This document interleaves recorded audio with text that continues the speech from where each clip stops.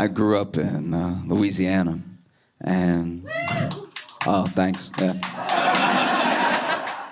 And once in a while, my friends and I would go to New Orleans. It was always a big deal because it was like going to, another world and everything, because we weren't from a good part, right? And when we went one time, I was with 3 of my friends, and one of my friends was like, oh, we should all go to a psychic while we're here in the French Quarter, right? Because they have a bunch of psychics lined up, right? And so I was like, nah, I'm good. Like, I don't even really believe in psychics. And even if I did, I don't know if I want to know, right? Like, I'm all right. And he was like, no, come on, it'll be fun. Let's do it, right? So sure enough, he convinces all 3 of us to go ahead and do it. And there's lots of different psychics lined up. There's some people that are like reading palms. There's some people that have tarot cards. There's some people that are just staring at you like, oh, And so, I sat at a tarot table, right? And I don't know anything about tarot cards at all. Like, I don't know what the process is or anything, but I went ahead and I paid the lady, because you got to pay up front, right? They can't just be like, here's the future now. And so I went ahead and paid and everything, and then she started like dealing, right? And so, I didn't know. So when she had dealt a couple, I just scooped up a couple.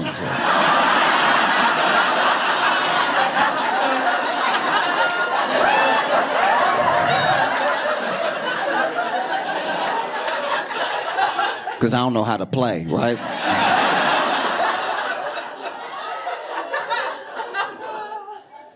And then she was like, don't do that.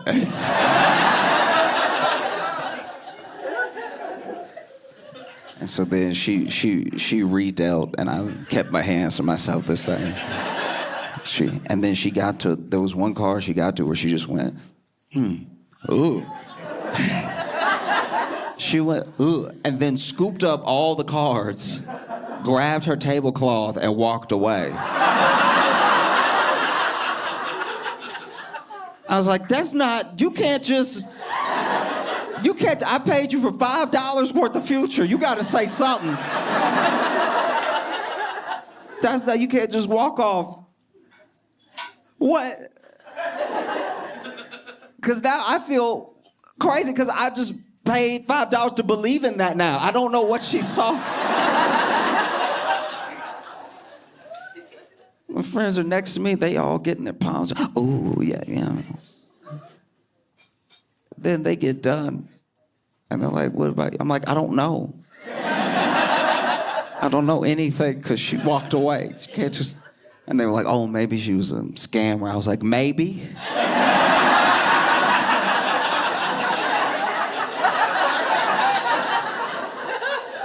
She didn't even try. It's the future. You don't know. I can't prove. Do you know what I mean? Make something up. Even if you saw something terrible, lie to me. I won't know. And so then they were like, oh, well, stuff happens. It's just $5. I was like, nah. So I sat down with another psychic. I was like, hey, can you help me? And she's like, what are you looking for? What do you know? I'm like, no, none of that. I need you to find... I need you to track down one of you so then you can tell me what she saw. You know, like in the 80s movies when somebody would get in a cab and they'd be like, follow that car. I was doing that. But with the psychics, I was like, you need to track her, because she walked off with a tablecloth and everything. I don't think she's coming back. Like, I need you to see what she saw to just... And she was like, oh, it doesn't work like that. I was like, how does it work? We are dealing with an emergency here, because she didn't just go, ugh. She was like, ugh, like... It doesn't look ambiguous what's about to happen next. You need to know what it is. There's an interesting thing that's happened over the past, 2 years, I'd say, where everyone has built out categories for people who are famous, right? So there are some people that are like that old Hollywood type of famous that's kind of disappearing. You may never get another one of these again, like Brad Pitt level famous, right? Like, we don't know if that'll ever happen again because the internet has split us so much that, like, there's very few hardcore blockbuster movies that just everyone went to see, and when they are happening, it's like still factions of people, and it's not the same actors in the same movies every time. So like the closest we've probably got is like Timothy Chalamet, you know what I mean? Like he was in Wonka and then Dune 2 and, you know, and then something else at the same time. It felt like everybody in Hollywood. I remember that time because for those period of months when I was going to the movies, it felt like everybody else in Hollywood got sick. And it just... It felt like they just kept calling, like, no, we need you to do, or the movie won't come out. It's like, okay, that he's Wonka, that I know where he's a Fremen, and he's like, you know, it's like, it was just a lot, right? And then you have people who are like, yeah, that old Hollywood famous. Then you have people who are more like internet famous. In a way that may stick or may not stick. So you have people that have like millions and millions of followers on Instagram or on YouTube or whatever. So they're technically as famous, if not more famous, than the old Hollywood people, right? Because these people were picked by the people, you know what I mean? Whereas the other people's sort of their success feels like studio, feels like, you know, a machine driving it or something. And then you also have lengths, right? Like lengths of fame. So there are some people that are famous the way that, like, they will be as famous as long as, like, a turtle lives. Do you know what I mean? Like, they'll be famous for so long that they'll actually die and still be famous after they're dead because people keep watching their movies and they're in classics and stuff. So it's like those, like, Marlon Brando types and stuff like that, where even if you don't know who they are, even if you can't picture it, you know what they've created, you know a part of what they did while they were here, you know? And then there's people that are famous for a shorter amount of time. It's still substantial, but it's not the same amount. So people that are famous like lifespan of a dog. Like it's still quite a bit of time. You know, there are people who were like super famous in the 90s who are less famous now, but if you saw them in a grocery store, you'd be like, ah!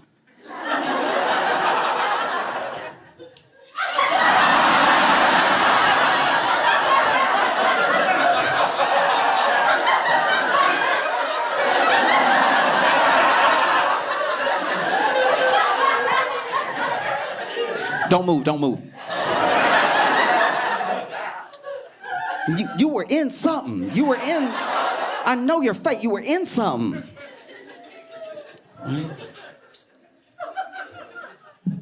And then there are people that are famous for like the lifespan, and this is sadly most of fame. There are people that are famous for the lifespan of like a goldfish. It's just here and gone, right? If you blink, you'll miss it. They were famous for like a week, you know? They really subscribe to that 15 minutes, in a sense, you know? Because you don't even really remember why they were famous, and then someone has to like go on and on about the thing that they did. Like, I don't know her name, and I'm not picking on her or anything, but just as an example, it's like that one girl that was on TikTok that hit her hip on the bedpost. It was like, ah! And it's like...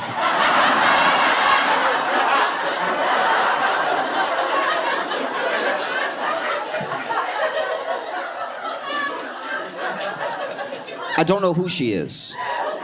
I don't know where she is. She could be here.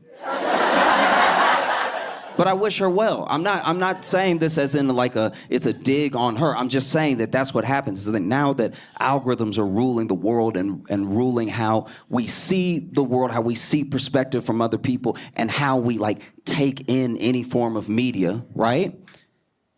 I think that those are like the 3 levels, you know? So there are people who you think are gonna be goldfish, and then they end up being dogs. And we haven't lived long enough to see if a goldfish is ever gonna become a turtle. But it's like here today, gone tomorrow, and it'll sweep the entire country. It might sweep the world for like a week or months. You don't know when it's gonna end, right? Like I can't tell if the hot Tuah girl is a goldfish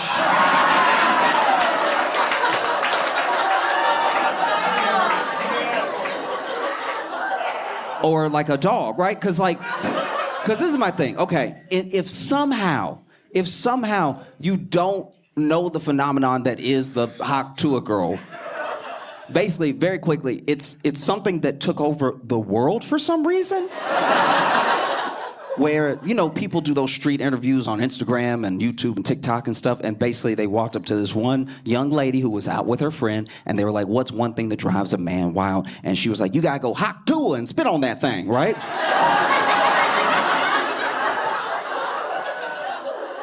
And in a few sentences, she captured the hearts,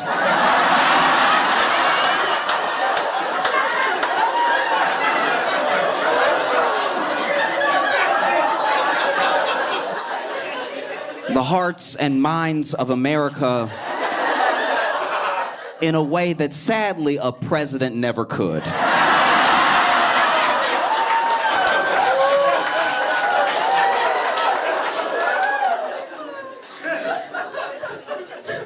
And I think one of the reasons she blew up, because a lot of people accused her of being a plant or this being like some weird thing as soon as it happened, but I think that one of the things that propelled her to where she is now and what pushed her in so many different algorithms, because she blew up on Twitter, on TikTok, on Instagram, on YouTube, and then there were like derivative things of her after the fact, and then people were trying to figure out who she was, all this stuff, right? And I think that it's because most of what creates anything and what drives algorithms is discussion, right? If you can get people to argue, you're getting people to comment. If you're getting people to comment, this soulless, faceless algorithm just sees that a lot of people are talking about it, so then it pushes it to more people to talk about. Because all they want is your attention. They just want to keep you where you are right now in your phone, right? So then people saw it, and then there were people who immediately hated her. Like, just in a way that's like, not, and this isn't a soapbox thing, just I'm saying I witnessed it. They hated her in a way that we only seem to hate women online. They hated her so much. And I think a lot of people hated her because she was right.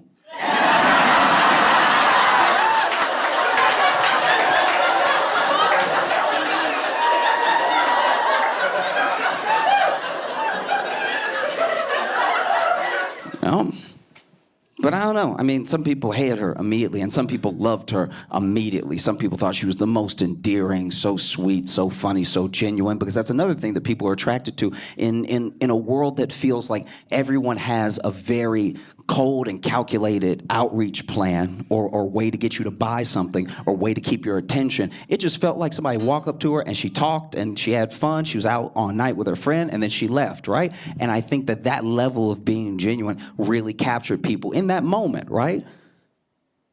And so now, and I don't know where she goes from here. Apparently, she's like getting a show, and apparently there's gonna be like, I don't know, a bunch of stuff that happens. There's already people who have like paid her to appear and stuff like that. And then you saw people get mad about that. There were some people that were like, that's so unfair. She was just talking, and now all of a sudden she has stuff, and then that kept it going. And people don't seem to realize that, like, what keeps her going is us talking. Not in a bad way. I'm not saying a diss on her or anything. I'm just saying, even right now, what I'm doing is keeping her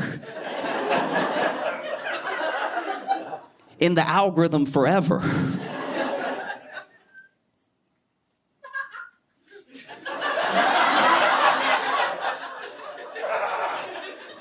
I do wish her well, though, because I think that especially if you are at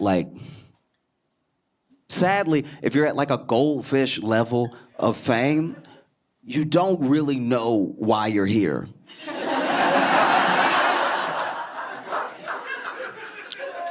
Kind of like the goldfish in the bowl that's swimming in a circle. Not really sure where it's going or if it can go anywhere, or I'm just here, you know.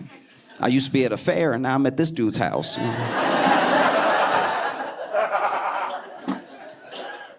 Because when you aren't known for a thing, when there's not, we used to have these turtles because we used to prop up people who were famous as these demigods. And we still do it. We do it in different ways now, because now there isn't just like old celebrity. Now there's like digital creator, there's influencer, there's all these different people, but we still do it to people where we like deify them in real time, right?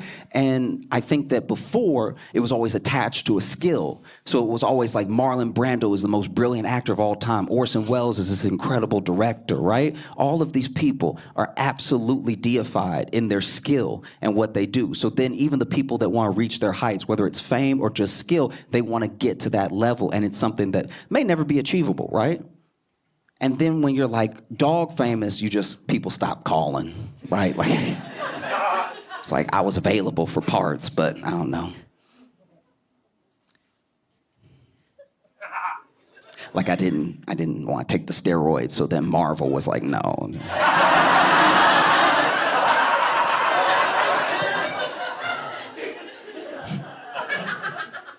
You know, and I wish her well, because I think that it's a terrifying thing to just have everybody think they can get something from you or want something from you immediately, and you don't really know why, right? And you don't know how to keep what you got. Maybe you can turn it into something, you know? Like, who knows? Maybe I is an actress now. Like, I have no idea.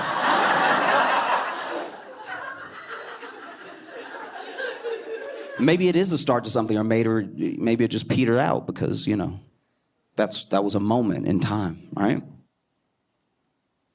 Because it's just hard. Because then if you're out one day, if no one talks about that. No one talks about what becoming like unfamous is.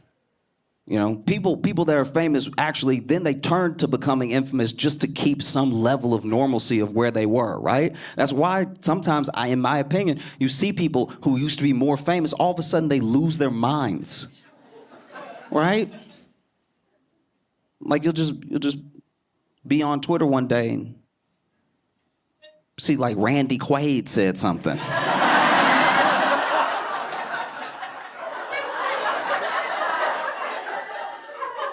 And you're like, okay, all right, that's what he's up to now, all right. No. Because I think if you don't really know why you're there, and if people aren't actually around you, protecting you, nurturing you, and taking care of you, right? Because we don't, I mean, unless she's here, we don't know Hawk to a girl. Like, just, we don't know what she wants out of all this or something. It was just sort of thrust upon her. And she's like, I quit my job immediately and I just started taking meetings and stuff. And I'm like, good for you, but also like, be careful, you know what I mean? Because if you don't know why you're here, you don't know how to stay, and then you get treated like a goldfish after.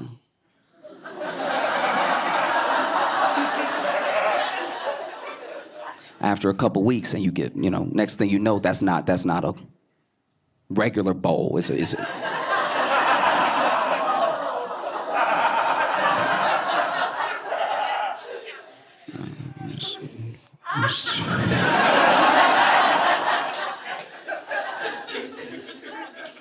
And by the way, I hope that doesn't happen. I hope that she gets to use whatever springboard she wants, or like landing pad that improves her life. Because also, she didn't necessarily sign up for this thing. Somebody just asked her, what makes a man go crazy in bed? And then she knew, so then she answered, right? Like that's...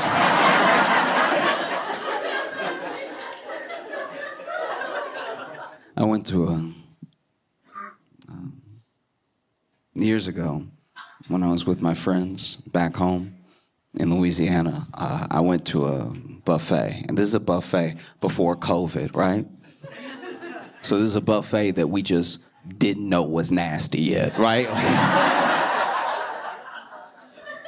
Like COVID, you know, just gives you a different perspective on things that are like communal, right? Because a buffet is just family style eating, but it's with the public.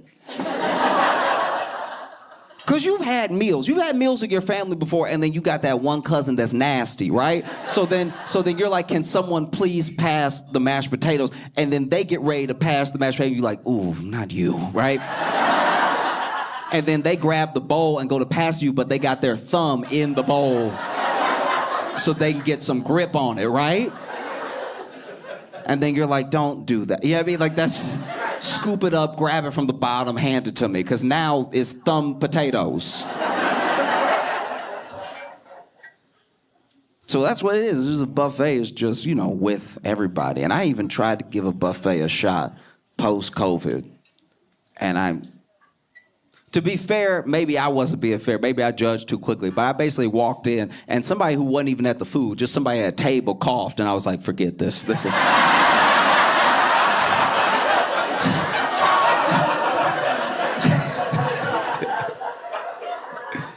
No, but this is years ago. I was in Louisiana with a few of my friends and went to this buffet. Now, this buffet did something special where basically they had the whole buffet and you could pay for that, or you could get a box. And if you got a box, it was a lot of the things that were at the buffet you could pick and choose, but it was food that came out of the kitchen, right? So it didn't feel like you were participating.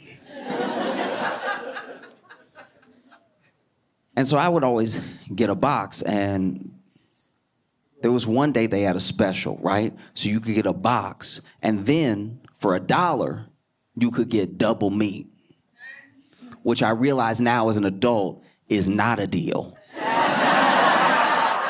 Because meat should never be $1, right? Like,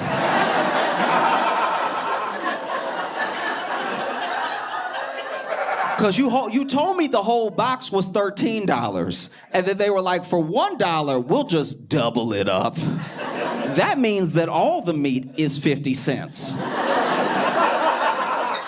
These margins are too tight for you to just be giving away all this meat for $1, right? This is horse. It has to be. All the meats that I know of cost a little bit of money, right? And so I was young. And I was naive, and so I was like, ooh, hit me with that double meat.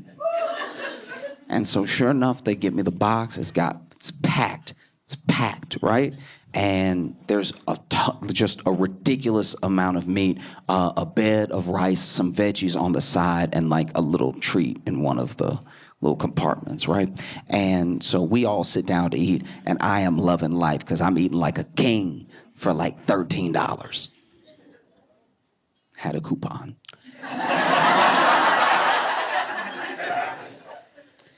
And everything's well and good. We even leave. And about 40 minutes later, I get a pain. But the pain the pain is not in my chest or my stomach. The pain is like in the middle, like right here, which is terrifying because I was like, I shouldn't get this till I'm 58. Like this is too specific of a spot. Like it needs to be like, you know, like head, shoulder, you know, like all the pain should have a section, right? And like it either needs to be stomach ache or heart attack. I don't want whatever this is. This is an insane region to have this much pain. And so then I'm doing all types of weird movements trying to like make the pain decide where to go. Like I'm trying to either push it up or knock it down or something. Like I'm cramping up, but it's like it's right here. And I've never felt anything like that before. And so then I have like a little, I don't know, I do some motion and the pain just gets even tighter here, right? And then it starts to hit my stomach, and so I run. I didn't even know I was fast. I run. I run to the bathroom, right? And I run to the bathroom, and I'm glad nobody was in that one because I kicked the stall door open, right? Because we're in crunch time. This isn't a no. You know what I mean? Like, we're pushing at least, right? And so I run up and I kick the stall door open, which you should never do because those stall doors bounce back, right? So I kick and boom, and boom, and boom, and then I get up off the floor, right? And I get in the stall, and then I sit down, and it's still just like, it's all right here. And I'm like tearing up. It hurts so bad. I don't know, I can't even describe it because I've never felt anything like it since. And I'm just like, I'm still trying to do the movements, like push the pain to make sense, you know what I mean? And I've been praying, by the way. I've been praying for a long time because you ever in the bathroom and you start to pray, but you're not even praying about anything related to what you ate. You're praying about something you might have got away with when you were little. And you were like, Lord, I'm sorry I took it. I didn't think they'd notice. It's my bad. I won't do it again. Just, that's gotta be what this is about, because this is too specific. This is like an inch below the nipple's pain. Just hurting, right? And then I can't help it. I'm like audibly making noise. I'm like,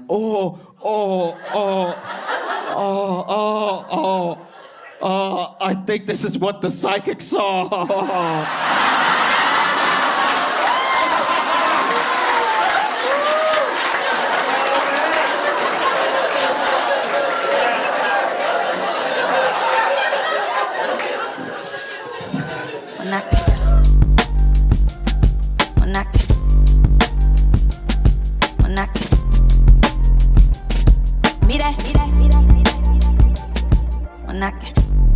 Hey everybody, we're at Helium Comedy Club in Portland, Oregon. Logan went and got a novelty soda for us to try. So we're gonna have some, see what it's like before I go up.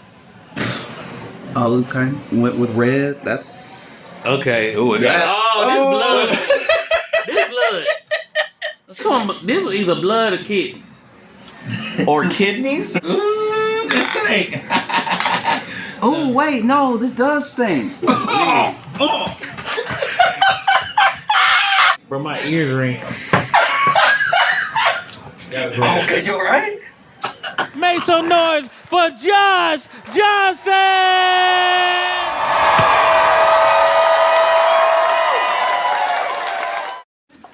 I didn't know that we just wouldn't care anymore. I thought it's weird sometimes, as much news as I read and I watch, that sometimes there's a thing that you think just in your head. Maybe it's because of what matters to you. You're like, oh, this thing, this is going to be huge. You'll see a thing, whatever it is, and you'll be like, this is the thing that's going to wake people up or freak people out, or no one's going to be able to stop talking about it, right? Different for all of us. But then, I don't know if this is a universal experience, but I think it is. Eventually, you get disappointed. You realize, like, oh, wow, this isn't as big of a story as it should be. People don't care as much as they should. Like, everyone's moved on, even though the thing isn't resolved. That's wild. And I didn't know that we would just stop caring about the drones that are flying over Jersey. Like, that seems like a big deal, and we just sort of let it go. Right? They still up there. Like, I guess they don't need batteries, because they are still, it's wild. There are drones that were flying over Jersey, and they're loud. They're very high up, but they are so loud that people compare them to helicopters. And they've been flying over Jersey for a while now. And, you know, we all kind of thought, okay, they'll tell us what that is eventually. Someone will know. Someone has to know. Because at first people thought it was kids. And then when they said that the drones were like 6 feet wide, they were like, maybe they're rich kids. Maybe it's like... And then people... and then people started coming up with theories, because it was so loud, it was so disruptive, it's over like residential areas, it was so random and everything, that people asked the government. The government came out and they were like, don't worry about it.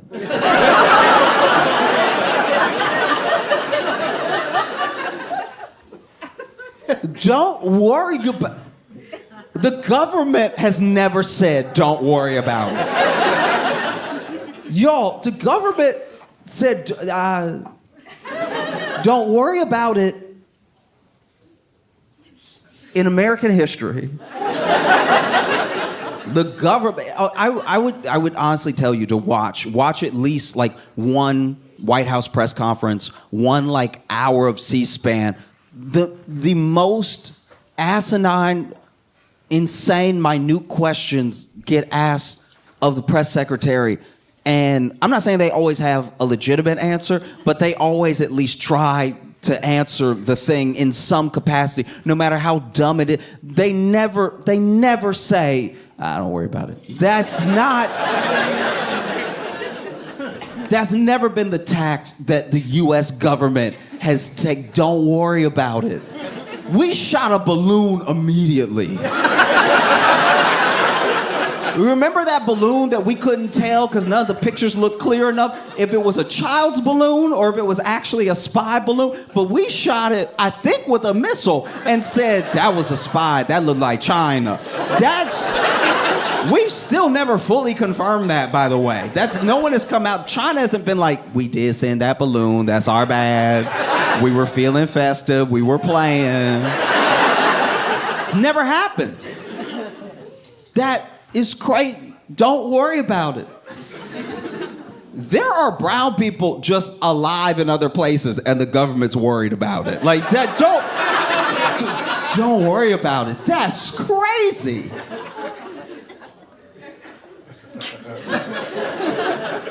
So then people started to come up with their own theories, you know? People started to be like, I don't know. I mean, I think it's a foreign entity. I think it's a foreign entity doing reconnaissance. They're spying on us. It could be China, could be anybody. They're using these drones to spy on us. And I was like, oh, okay. Maybe China sent a drone as loud as a helicopter with lights on it to spy on Tony's house. Like maybe there is a foreign government that has the money and the resources to send so many, it's like a bunch of them, so many drones over that can just stay up in the air forever and can evade when people try to like shoot them down and everything. Maybe a government has all the money and technology to do that, but they don't have Google Earth.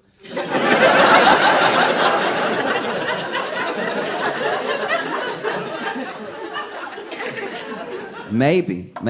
And some people think that's very dumb. Some people think, oh, what an idiot. Who would think that? But you know what it's not dumber than? Don't worry about it. That's the dumbest thing a person could say.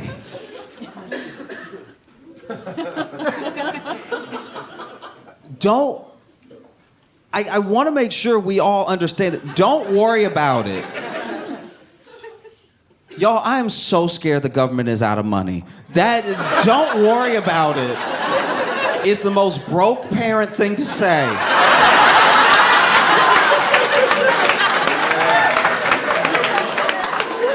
Yo, don't worry about it. When I was a kid, my dad drove, I think it was a 92 Corsica. And if you don't know what a Corsica is, you're doing great. Don't worry about it.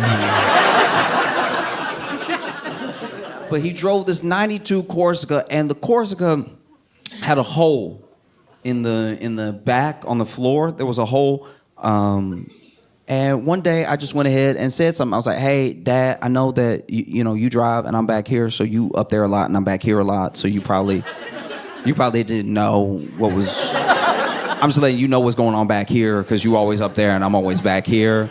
But there is a me-sized hole in the floor of the car. So just in case you ever pick me up and then you don't see me and you're like, I swear I just picked him up. Where is he? I probably went through the hole that's in the back of the car because there's a hole. I see the road and we are going fast. Like there's a lot. I thought we were going fast when I looked out the window. When you look through the hole, we're going light speed.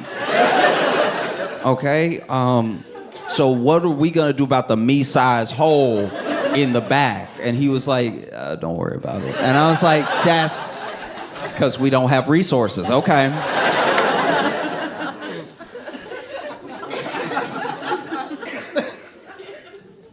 I had a babysitter one time that was making me some dinner, and I don't know. I'm assuming that the babysitter could only cook what we had in the pantry. And I don't know what the ingredients were, but then when I was served the dish, you ever had something where you're like, should this be on a plate or in a bowl?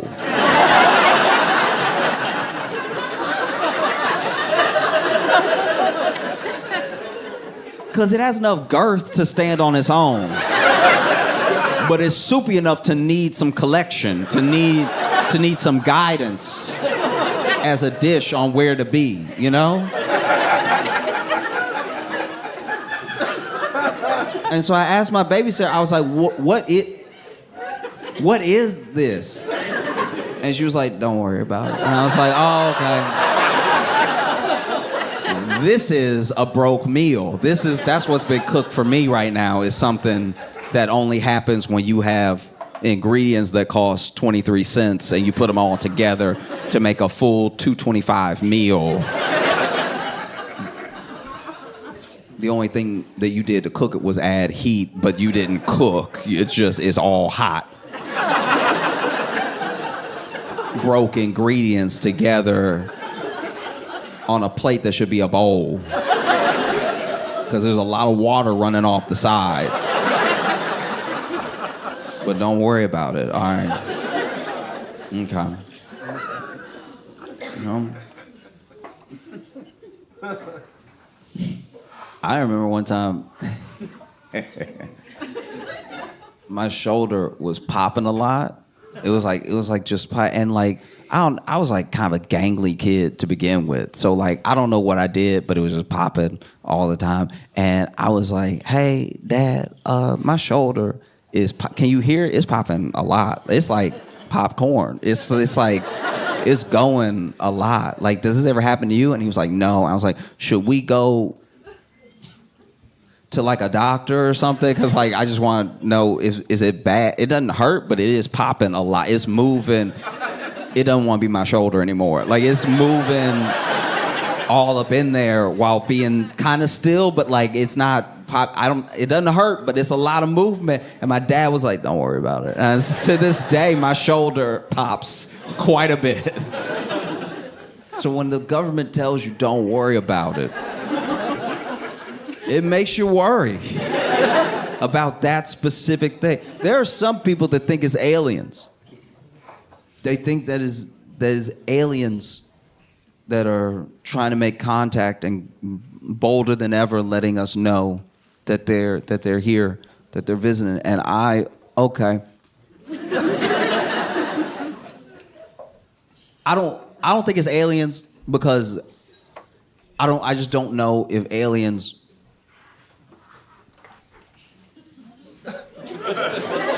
I'm really not being disparaging when I say this. I'm just being honest. If you cross dimensions, I don't know if Jersey would be the first stop. And and I know people from Jersey, and they will tell you if I cross dimensions, I'm probably hitting up, Cairo. I'm hitting up someplace that's a bit more exotic, But mostly I just hope it's not aliens. I hope that it's not aliens because we as humans, this isn't the time to visit us. Like this is, do you know what I mean? Like we're not putting our best foot forward as humanity to get visitors right now. Do you know what I mean? Like aliens coming to see us now would be the equivalent of me coming to see you at 4 a.m. It's like you're just not at your best. You like kind of have morning breath, but kind of not. Like it's bad. No, I don't think aliens would. If aliens are gonna come, they should have done it either 30 years ago or 100 years from now. I think that humanity is not.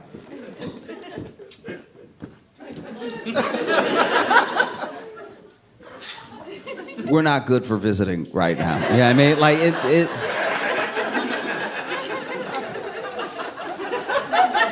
mainly because we're the only species. Every other species of everything on the planet, every other species of animal is doing their best to evolve.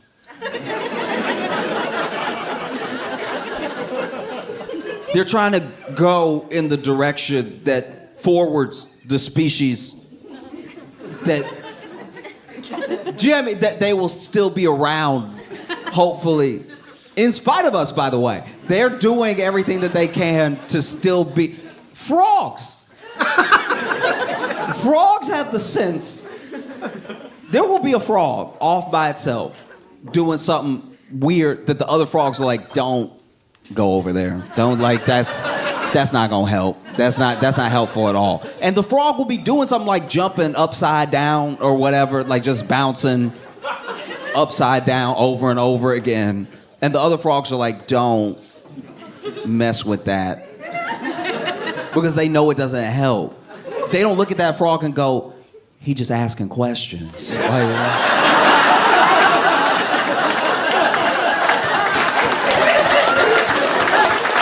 Yeah, I mean, like, he a free thinker. That's what that is. That's why he jumping upside down. Why y'all all jumping right side up like some sheep frogs? Why don't you start bouncing upside down for no reason? See if that doesn't do something to your mind. No, they're like, that's not gonna be helpful. And let's all just kind of get that out of the gene pool as best as possible. No, we're not serious at all. It's painful. Genuine. And I'm not just talking about like Americans, by the way. Like we're so self-referential sometimes that it's like any critique of humanity sometimes sounds like I'm just critiquing the. I'm talking about people, all of us, planet Earth. All of us. We're not doing the things that would take to make a better world for us. You know, everywhere you go, it's happening. I don't know if you was seen it.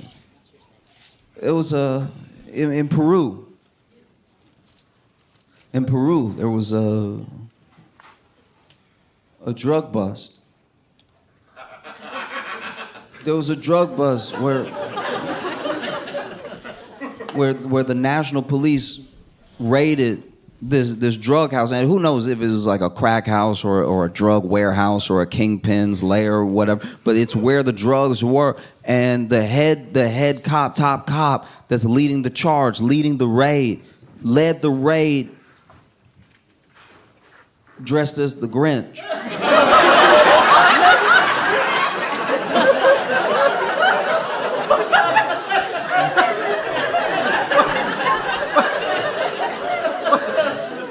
That's unfair to everybody in this situation, all right? That's not right. Imagine, you in there. You deal drugs, you cook drugs, whatever, but you putting the drugs in a little baggie. And then you hear a boom, boom. Somebody has knocked down your door. And you look up.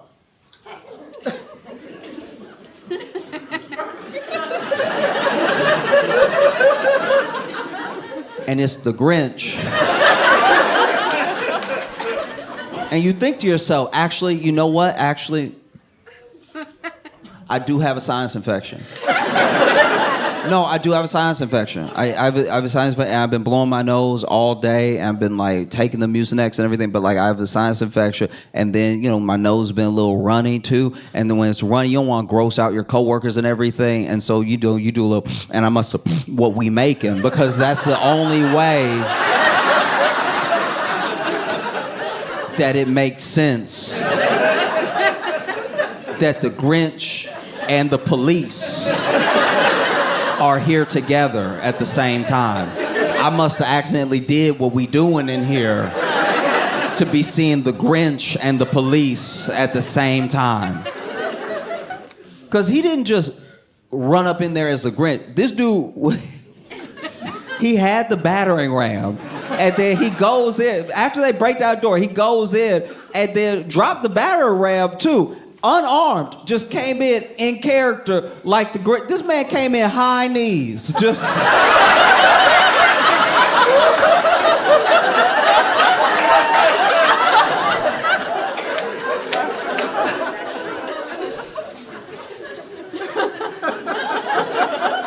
This man came in high kneeing like the Grinch. That's unfair to the police officers doing the raid, because imagine you about to raid this house, right? And you don't know what could be in there. If they got drugs in there, they might got money in there. And if they have money in there, then they probably got some weapons in there to protect that money, protect those drugs from other gang members or just from the police, right? So you are about to risk your life going in. You fit it up. You have the AR-15 and everything. You getting ready to go. But then ahead of you,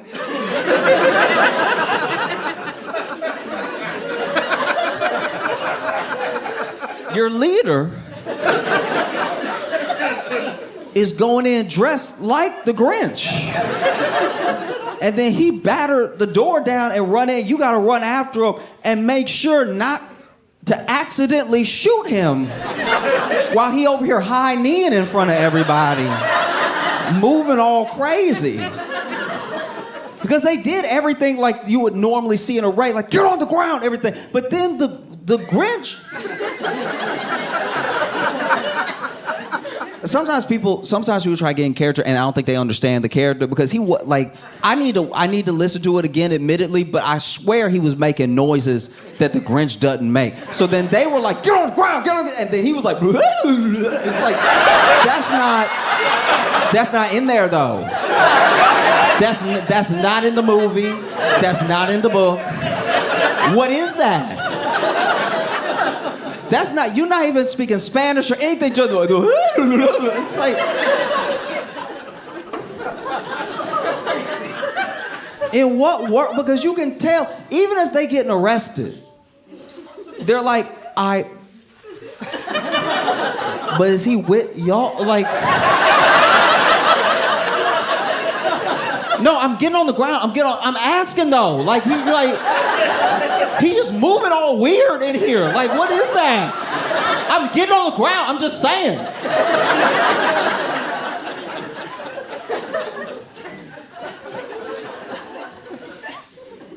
You know, you see a country like Peru. I don't know the drug laws. I don't know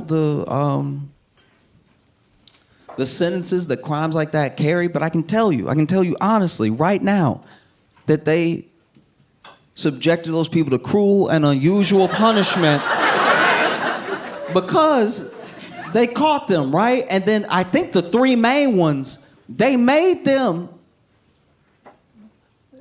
take their mug shot with the Grinch. And it's like,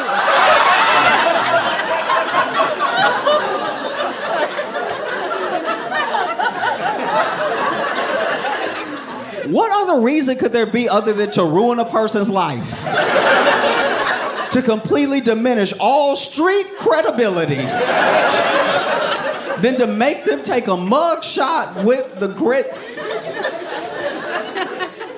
They over here, and I'm sure they didn't answer any questions, because if you can Google this, look at the picture later, you see them in the picture being like,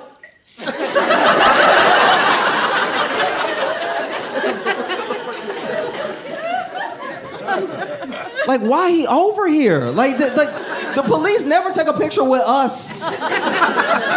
It's three of them lined up holding. And then the Grinch over here taking poses.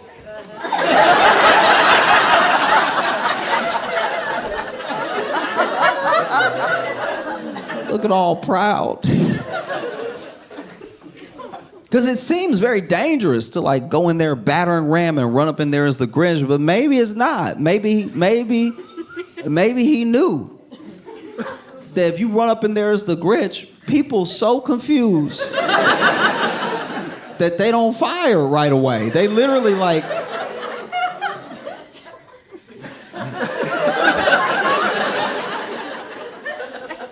you see the Grinch, right?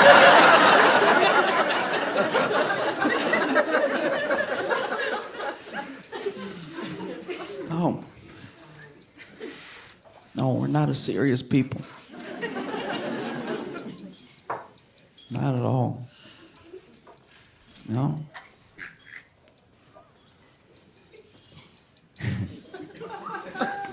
It's okay. I've been very excited to come back to Portland because I came here in February for some shows, and normally when you do comedy, you go places like once a year, because usually when you go somewhere, the place you went to is like, that's enough.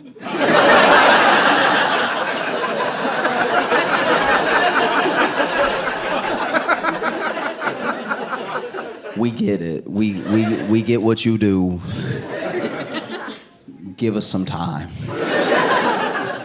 But I was able to come back, so soon, and I love being here. I love doing shows here and everything. I love coming to Portland because y'all don't wait. You hit people at Portland as soon as they land. Like it's like.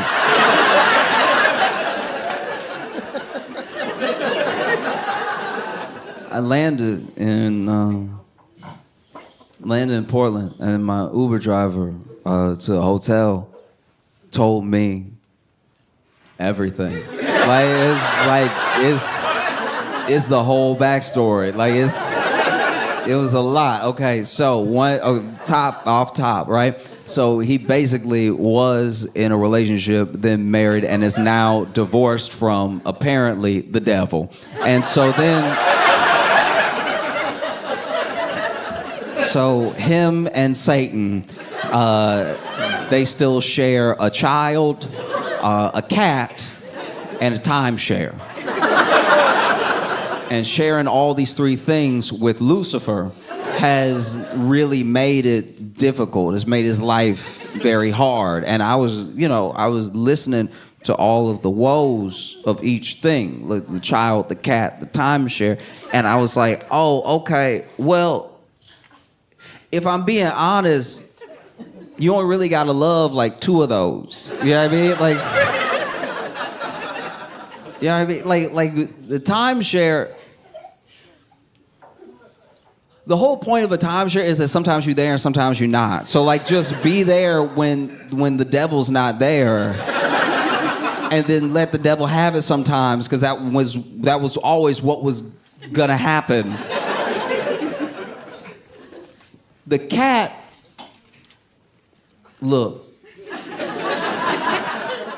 I know you love the cat, and the cat loves you, and Satan's in the way. But I promise you, if you get a cat that look like that cat, it'll be like having that cat. I can almost guarantee. I'm not saying every cat is the same.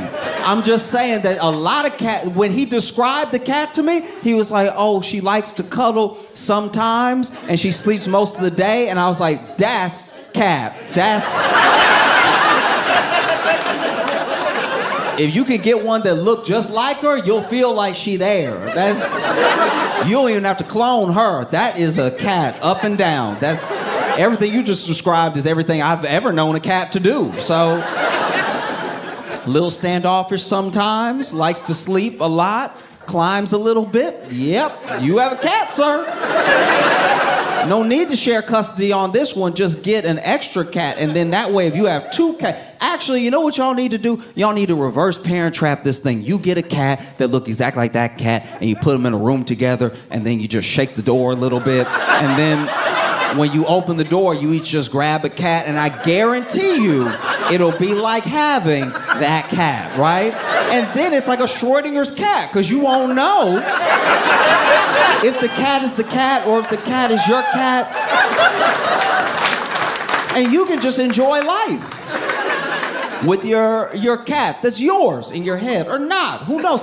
No one cares. The cat won't care. I guarantee you, the cat does not care. This whole custody battle over the cat, sometimes it's at your place, sometimes it's at hell with Satan. That whole thing is nothing to the cat. The cat is like, I'm a nap regardless, right? The child, yes, that is rough, to be fair. That is very rough. You share a child with someone that you can't stand, and if anything, I think that y'all should probably really figure out your differences because you seem to have so much anger, and from the story that you're telling me, the devil also has a lot of burning fire, anger towards you, and I don't know. I mean, the opposite of love isn't hate, it's indifference. If you really didn't care, you would know that you've fully fallen out of love with this person. But because you still have so much passion involved, you should really check in on that, because that's something that you got to be careful, because, you know, what if in all that passion, maybe y'all rekindle a little bit because you care so much. And then what if you accidentally, just in a fit of passion, y'all make another kid? That would be like the cat thing, but worse, because the cat thing is a solution. Two kids with someone that you hate is a big problem. That's double the problem, right?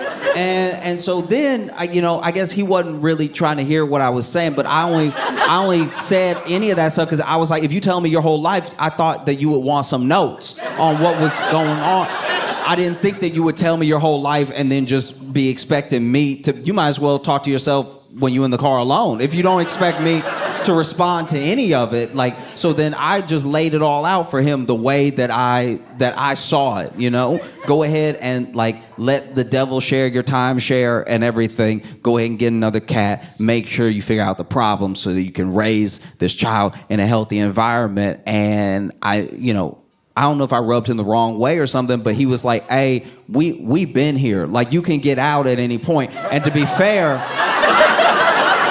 we had been at my destination for 15 minutes. I was just sort of in the car chopping it up with him because honestly, we got to my hotel during the timeshare portion. So the cat and the kid was just, I was trying to get my thoughts out real quick, and he was like, yeah, but I do, this is my job, and I'm trying to leave, right? And I was like, all right, but I just thought that maybe it would be helpful, I thought it would help, to let you know. And hey, you a good person and everything. You clearly an open person. You told me everything, and you don't know me at all, and you don't know who I'll tell. And so the idea that you're so trusting is both a pro and a con of being in relationships, because it's you're trusting enough to pour out your heart to a total stranger, but also sometimes that trust can either be betrayed or misused, which is what it sounds like the devil did to you according to your story and everything. And he was like, I can get your suitcase for you if you need it.